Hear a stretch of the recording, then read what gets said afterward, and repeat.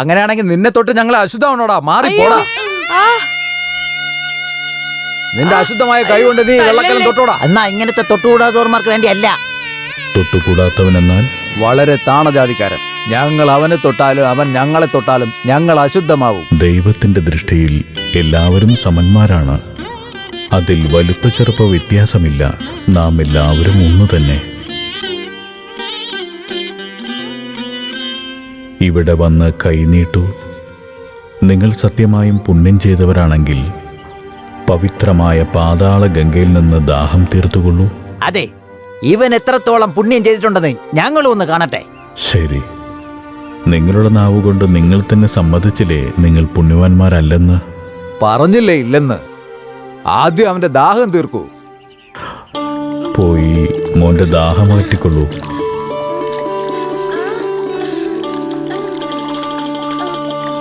സ്വാമി, ഞങ്ങളോട് ഞങ്ങളോട് ക്ഷമിക്കണം.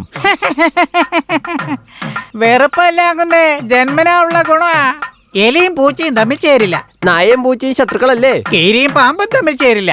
അതുപോലെ ആ പക്കീർ സ്വാമിയെ കണ്ട എന്റെ ഗുരുവിന് കലിയിളകും. ഞാൻ മനസ്സിൽ വിചാരിച്ചൊരു മന്ത്രം അങ്ങോട്ട് ജപിച്ചാലുണ്ടല്ലോടാ, അവൻ 3 ആറ്റിലെ വെള്ളം കുടിച്ച് ഈ നാട് വിട്ട് പോവേണ്ട അവസ്ഥ വരും. കാത്തിരുന്ന് കണ്ടോ.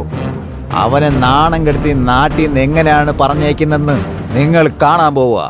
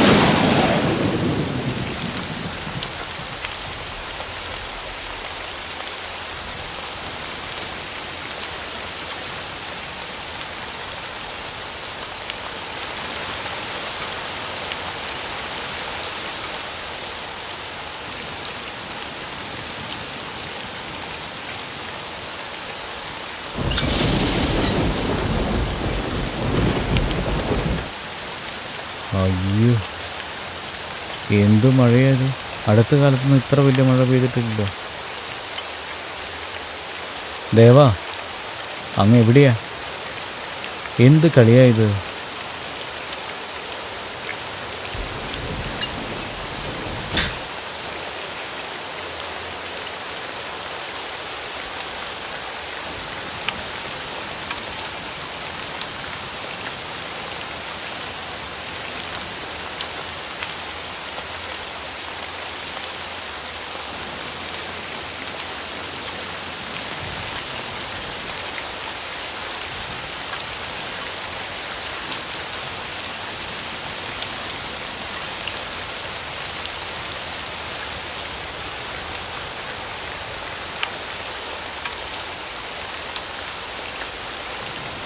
എന്താ കാലാവസ്ഥ ഇങ്ങനെ മാറിപ്പോയല്ലോ.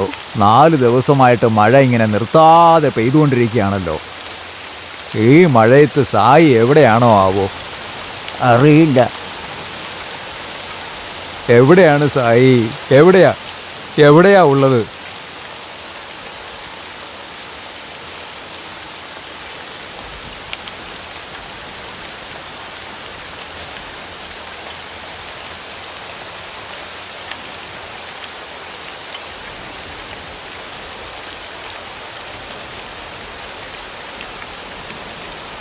ഈ മഴ ഒട്ടും തോരുന്ന ലക്ഷണം കാണുന്നില്ലല്ലോ. എത്ര നാളായി മഴ പെയ്തുകൊണ്ടിരിക്കുന്നു. ബാബ എവിടെയാണെന്ന് അറിയില്ലല്ലോ.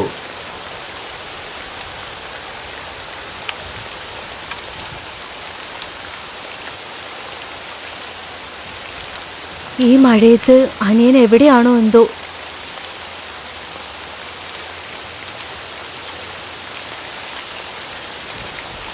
എന്തിനാ ഇങ്ങനെ വിഷമിച്ചിരിക്കുന്നത്? എന്റെ വേദന നിങ്ങൾക്ക് മനസ്സിലാവില്ല. അനിയനെ കണ്ടിട്ട് എത്ര ദിവസങ്ങളായി. ഇത്ര നാളായിട്ടും ആഹാരവും വെള്ളവും ഇല്ലാതെ എവിടെയാണോ എന്തെടുക്കുവാണോ. എന്നും അമ്മ ഇത് തന്നെ പറഞ്ഞോണ്ടിരിക്കുന്നേ. മഴ കുറയുന്നില്ല. അമ്മാവനെ അന്വേഷിച്ചു പോവാൻ നമുക്ക് പറ്റുന്നുമില്ല. അമ്മ എന്തു പറഞ്ഞാലും വേണ്ടില്ല, ഞാൻ അന്വേഷിക്കാൻ പോവുക. അമ്മാവനെ എവിടെയാണെങ്കിലും ഞാൻ കൂട്ടിക്കൊണ്ടുവരും, നോക്കിക്കോ. എടാ ടാക്കിയ, നിക്ക്, ഞാനും വരുന്നു.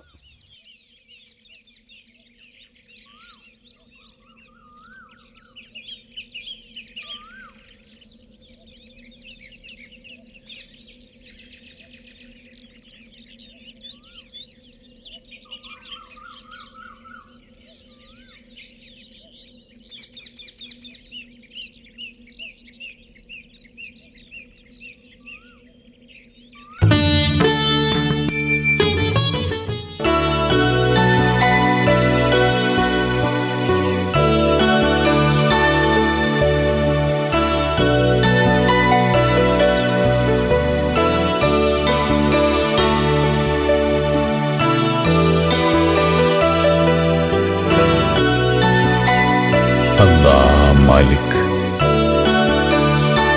ദേവാ, എത്ര നാളായി ഈ മഴയത്തെ മരത്തിന്റെ വീട്ടിൽ അങ്ങനെ ഇരിക്കുന്നു. എന്റെ വീട്ടിലേക്ക് വാ ദേവാ. സായി, നമ്മുടെ വീട്ടിൽ വന്ന് അനുഗ്രഹിക്കൂ ബാബ. നമ്മുടെ വീട്ടിലേക്കൊന്ന് വരൂ ബാബ. ഞങ്ങളുടെ വീട്ടിലേക്ക് വാ ബാബ. അനിയ, എന്റെ വീട്ടിലേക്ക് വാ അനിയ. വരൂ ബാബ, ഞങ്ങളുടെ വീട്ടിലേക്ക് വരൂ. ഞങ്ങളുടെ വീട്ടിലേക്ക് വരൂ സായി. ഞങ്ങളുടെ വീട്ടിലേക്ക് എന്റെ വീട്ടിലേക്ക് വാ ബാബ. എന്റെ വീട്ടിലേക്ക് വാ. വരൂ ബാബ, ഒന്ന് വരൂ സായി. ഞാൻ എവിടെ ഇരിക്കുന്നോ അതാണ് എൻ്റെ വീട്. വരൂ ബാബ. ഈ പഞ്ചഭൂതങ്ങളും നിങ്ങളെപ്പോലെ എൻ്റെ മക്കളാണ്.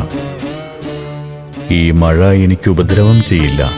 ഞാൻ പറയുന്നത് കേട്ട് നിങ്ങളെല്ലാവരും പോകൂ. അങ്ങോട്ടൊട്ടും ആവശ്യം ഉണ്ടാവില്ല. ഞങ്ങൾക്ക് വേണ്ടി ഒന്ന് വന്നൂടെ ബാവ? വരില്ലെന്ന് പറയല്ലേ ബാവ? ഞങ്ങൾക്ക് വേണ്ടി വരൂ ബാവ. വരൂ സായി. എന്റെ വീട്ടിലേക്ക് വാ ബാബ. എന്റെ വീട്ടിലേക്ക് വാ. ഞങ്ങളുടെ വീട്ടിലേക്ക് വാ ബാബ. ഞങ്ങളുടെ വീട്ടിലേക്ക് വാ. ഞങ്ങളുടെ വീട്ടിലേക്ക് വാ. ഞങ്ങളൊന്ന് അനുഗ്രഹിക്കണം സായി. വരൂ ബാബ, വരൂ. ഞങ്ങളുടെ വീട്ടിലേക്ക് വരൂ.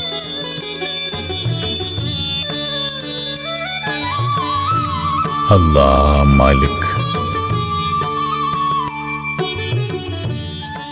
എന്താ ഇത്?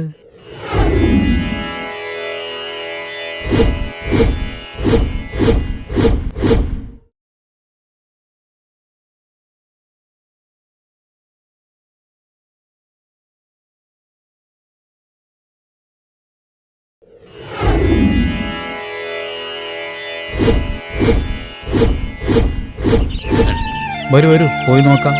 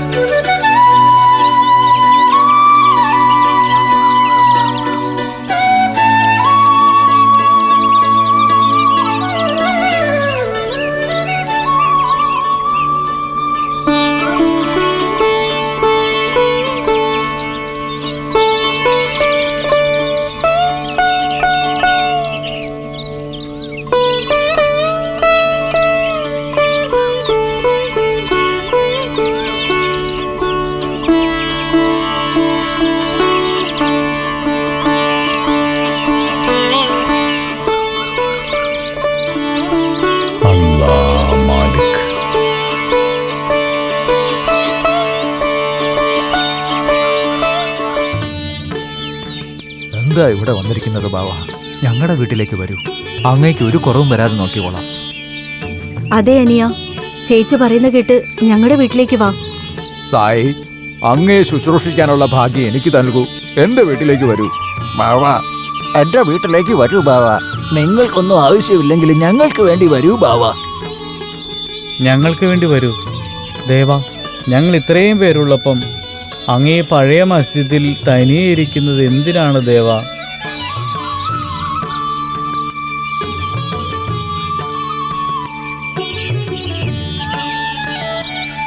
നിങ്ങളുടെ കാഴ്ചയിൽ ഇതൊരു പഴഞ്ചൻ മസ്ജിദാണ്. പക്ഷേ ഇത് നമ്മളെല്ലാവരെയും രക്ഷിക്കുന്ന ദ്വാരകാമയി.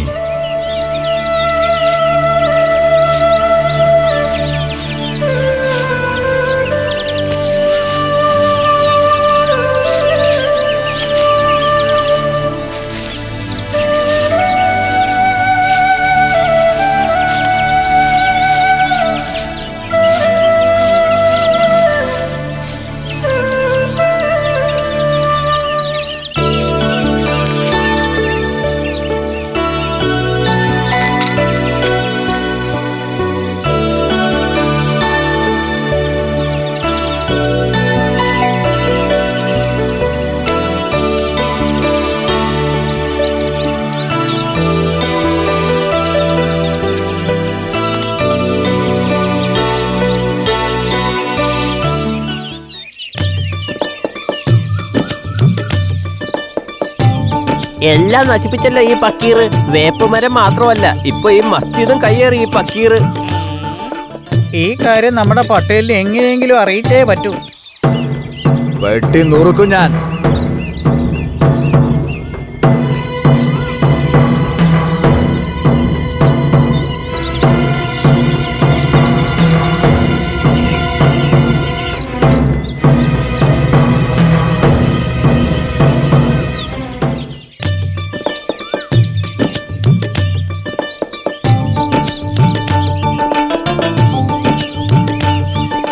എല്ലാം നശിച്ചു വാങ്ങുന്നേ.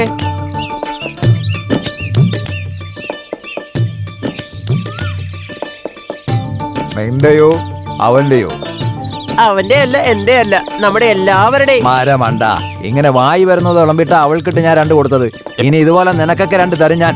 മരമാക്കറുകളെ. യജമാനെ, അങ്ങനെ വാല് പൊളിഞ്ഞ കുരങ്ങനെ പോലെ, കാല് പൊള്ളിയ പൂച്ചയെ പോലെ, തേങ്ങ വീണ പട്ടിയെ പോലെ യജമാൻ നിങ്ങളെ തുള്ളുന്നു വിട്ടാ ഞങ്ങളുള്ള കാര്യങ്ങൾ പറയാം. ഇങ്ങനെ എപ്പോഴും വിഡ്ഢിത്തരങ്ങൾ വിളമ്പാതെ കാര്യം എന്താണെന്ന് വെച്ചാ പറ. നിർത്തടാ. ഇതെന്തോ വലിയ ഗായത്രി മന്ത്രം ചൊല്ലുന്ന പോലെ ചെവി പറയണോ? ആ ഫക്കീറിനെ പറ്റി നമ്മൾ എന്തു പറഞ്ഞാലും ഞാൻ മാത്രമല്ല, ഈ നാട് മുഴുവൻ അറിയണം.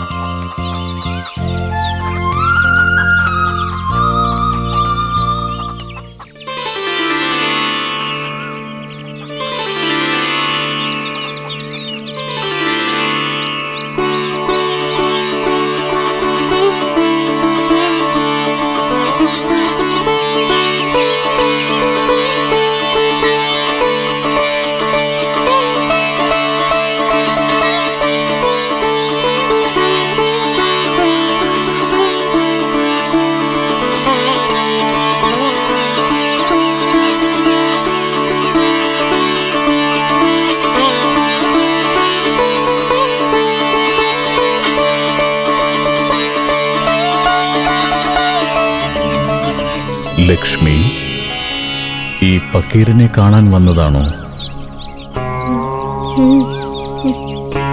ഈ പക്കീർ ഒരു സാധാരണ മനുഷ്യനാണ്.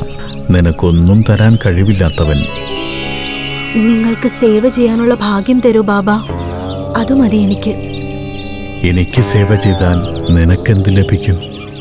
പോയി ദൈവത്തെ പൂജിച്ചോളൂ.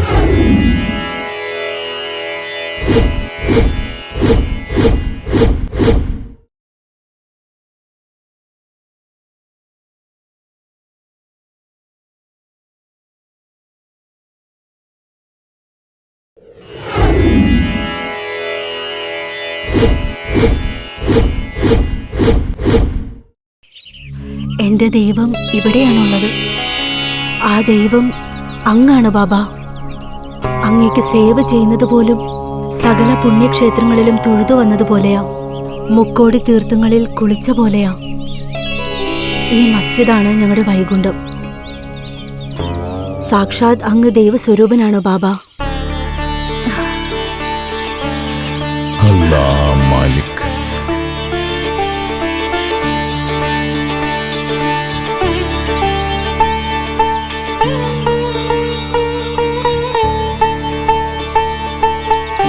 ബാബ,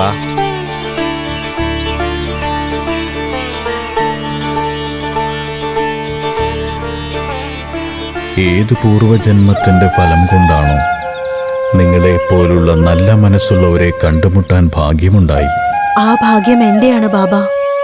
ഏത് ജന്മത്തിൻ പുണ്യഫലമാണോ ഈ ജന്മത്തില് അങ്ങേ നേരിട്ട് കാണാനുള്ള ഭാഗ്യം എനിക്ക് സിദ്ധിച്ചത്. അങ്ങ് അനുവദിച്ചാൽ അങ്ങേക്ക് സേവ ചെയ്തുകൊണ്ട് അങ്ങയുടെ ധ്യാനത്തിൽ തന്നെ കഴിയും. കോടിക്കണക്കിന് ഭക്തജനങ്ങൾക്ക് ഒരു ദൈവമേയുള്ളൂ. എന്നാൽ ആ കോടാനുകോടി ഭക്തജനങ്ങളെയെല്ലാം ദൈവം ദൈവമായിട്ടാണ് കാണുന്നത്. ശരിയായ ഭക്തന് ദൈവം തന്നെ ഭക്തനായി മാറും. ആരാണ് ഭാഗ്യമുള്ളവർ, ആരാണ് പുണ്യം ചെയ്തവരെന്ന് എല്ലാം ആ ദൈവത്തിനറിയാം. അല്ലാ മാലിക്.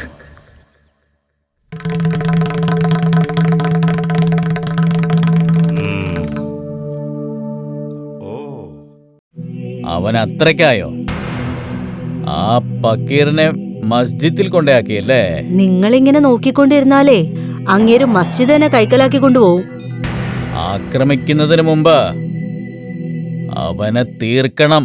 നിങ്ങളിങ്ങനെ സംസാരിച്ചോണ്ട് ഒന്നും ചെയ്യാണ്ടിരുന്ന ആ ഫക്കീർ സ്വാമിയുടെ നാട്ടുകാരെ തലേ കയറ്റും. നിങ്ങളാണെങ്കിൽ താഴെ വീഴും. അങ്ങനെ വീഴാനും ഉണങ്ങാനും ഞാൻ ഉണങ്ങിപ്പോയ ഇലയുമല്ല, പഴുത്തുപോയ പഴവുമല്ല. അവനെ എങ്ങനെ പറഞ്ഞു വിടണമെന്ന് എനിക്ക് നന്നായിട്ടറിയാം. ഇന്ന് നിങ്ങൾ ഇവിടെ നിന്ന് പോയി കഴിഞ്ഞാൽ ഇന്ന് മുഴുവൻ വിശ്രമിച്ചിട്ട് നാളെ അവന്റെ കാര്യം ആലോചിക്കാം. ക്ഷമിക്കണം യജമാനെ, അങ്ങയുടെ വഴിപാടിനുള്ള സമയമായിട്ടുണ്ട്. അമ്മേ, കഥവിന്റെ ഈ ഭാഗത്ത് നിങ്ങൾ താഴിട്ട് പൂട്ടിക്കോ. മറ്റേ ഭാഗം ഞങ്ങൾ ശ്രദ്ധയോടെ നോക്കിക്കോളാം. നമ്മള് ശുദ്ധ ബ്രഹ്മചാരികളല്ലേ, നമുക്ക് ഇവിടെ എന്താ കാര്യം? വാടാ പോവാം.